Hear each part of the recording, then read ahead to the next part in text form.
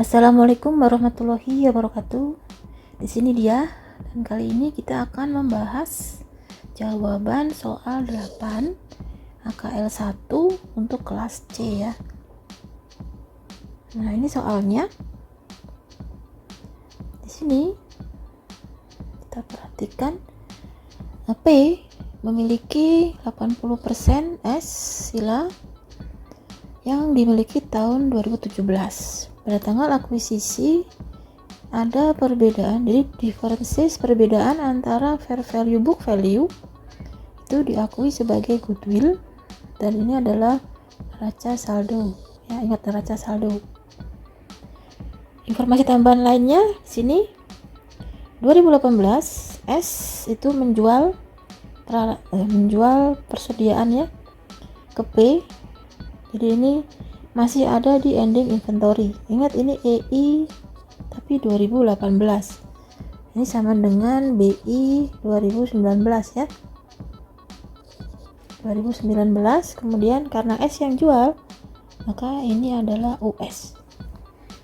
Kemudian di 2 Januari, nomor 2, 1 Januari 2019, S menjual peralatan equipment dengan nilai buku 1,4 ke 1,6. Jadi kalau dijualnya 1.600.000 dikurangi 1.400.000, maka ada gain sebesar 200. Nah, 200 ini punya masa manfaat adalah 4 tahun ya.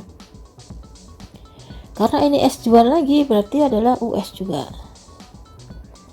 Kemudian 31 Desember 2018 sila purchase, jadi S membeli bangunan dengan harga 2,5, nilai bukunya adalah 2 juta.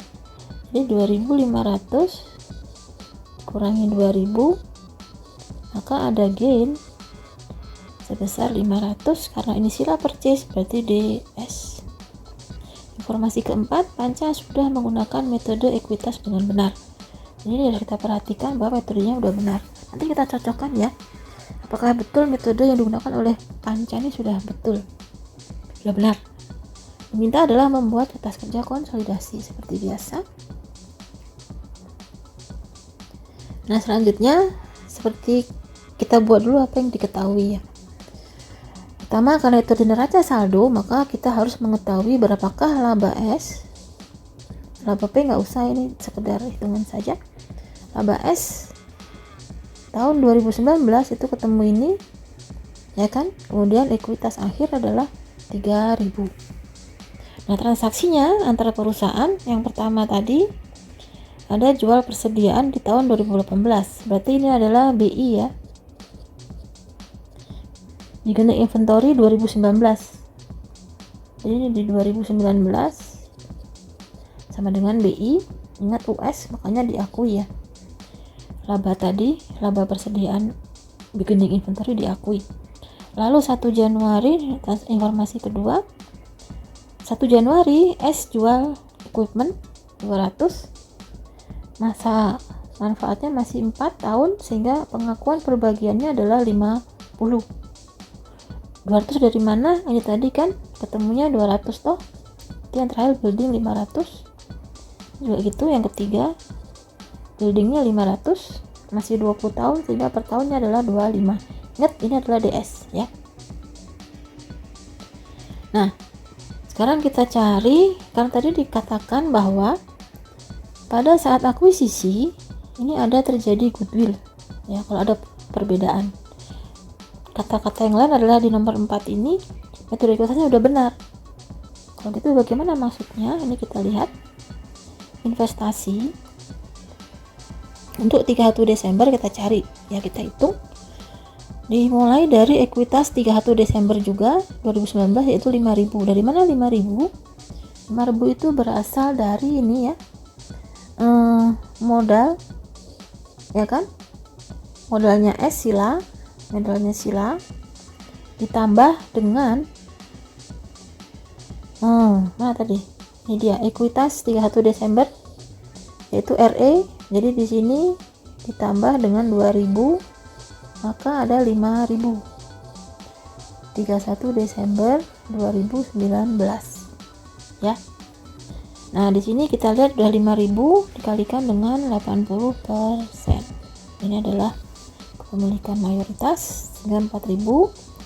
Kemudian gain equipment tadi 120 karena ini tadi adalah 1 Januari kan, padahal kita mencari saldo 31 Desember. Nah, karena 31 Desember berarti sudah diakui 200 dikurangi 50, jadi sisanya 150 yang belum direalisasi gainnya. 150 dikalikan 80%, ya kan, maka ketemunya adalah 120 karena US. Sedangkan yang ini gain bangunan atau building itu masih utuh 500. Nah, akibatnya secara perhitungan investasi adalah 310. Padahal menurut keterangan di soal, saldo-saldo itu sudah benar, ini sudah betul. Berarti selisihnya itu adalah merupakan ekses yang dialokasikan ke goodwill. Kalau di sini semua adalah 80%, maka ini harus 100% kan, yaitu sebesar 1.800 dari mana dibagi dengan 80% ya, ketemu 1000. Nah, kemudian setelah kita menghitung investasi, maka kita harus menghitung NCI. NCI ini perlu dihitung untuk memastikan pekerjaan kita sudah betul atau enggak nanti ya konsolidasinya. Nah, NCI itu sama dengan yang di atas ini ya, sama dengan investasi. Kalau investasi itu 80%, maka NCI-nya 20%. Hanya saja yang DS ini kan sudah 100% di sini. Maka di sini udah nggak ada lagi yang DS. Ini US saja yang ada ya. Tinggal dikalikan 5.000 kali 20%. Goodwill-nya tadi adalah 1.000 kan ya. 1.000 kali 20%. Nah, ini dia. Kemudian gain mesin belum realisasinya adalah bukan mesin ya, ini equipment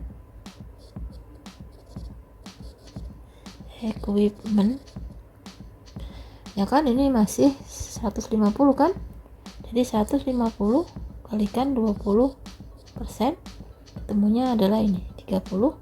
Dan karena belum direalisasi maka dia mengurangi minus, sehingga nanti NCI yang kita kerjakan di konsolidasi harus 1.170.000. Lalu kita cari income from S ya, untuk mencari tahu kalau investasinya sudah betul senilai sekian, maka income from S nya apa betul enggak gitu. Kita pastikan caranya laba S tadi sudah kita hitung, laba S terpisah ya, ini laba terpisah sudah kita hitung, yaitu sebesar 200 dikalikan 80% ya. Kemudian laba persediaan BI itu berarti kan diakui ya awal tahun, berarti ini 300 dikalikan, jangan lupa 80% pengalinya di sini ya. Kemudian gain ini bukan mesin tapi equipment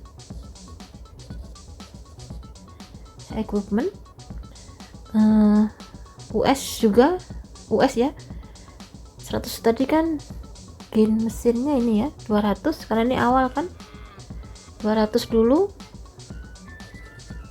dikalikan 80% jadi ke 160, kemudian dikakui perbagian yaitu 50 kalikan 80% ketemu 40. Di sini tinggal sisa 150 ya. Nah, kemudian gain bangunan ini DS, jadi tidak perlu dikalikan 80%, maka ketemu saldo secara perhitungan adalah 1380. Ini kita cek apakah betul income from S nya ini 1380, ternyata sudah betul ya. Sudah betul, berarti ini juga tidak ada koreksi, sudah betul. Nah, kalau kita mencari income from S, ini adalah 80% nya,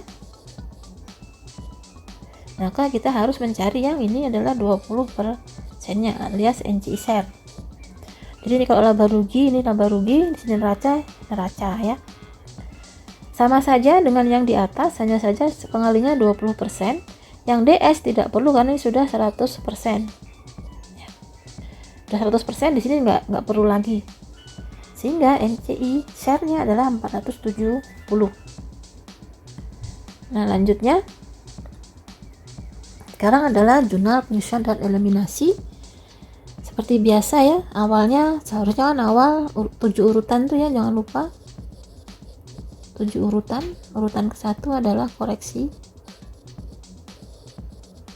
urutan kedua adalah laba rugi antar perusahaan ya.